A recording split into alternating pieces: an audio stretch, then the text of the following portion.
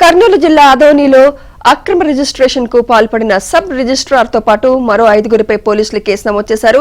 నకిలీ death family member certificate తో 6.51 ఎకరాల భూమిని గోనగండ్ల మండలం పెద్దమర్రివీడు గ్రామానికి చెందిన చాకలి ఈరయ్య పేరుతో అక్రమ రిజిస్ట్రేషన్ చేసుకున్నారు.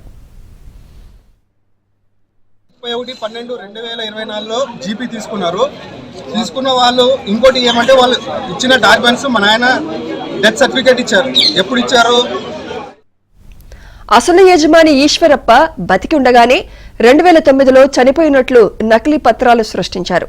దీంతో బాధితుడు న్యాయం చేయాలంటూ సబ్ రిజిస్ట్రార్ కార్యాలయం వద్ద నిరసన చేపట్టాడు.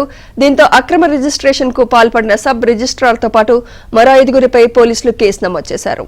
మర్యాదగా మాట్లాడడం సార్, ఇట్లా అట్లా కాదండి. బతికున్న మనిషిని మాట్లాడడం చెప్పండి. విషయం చెప్పండి.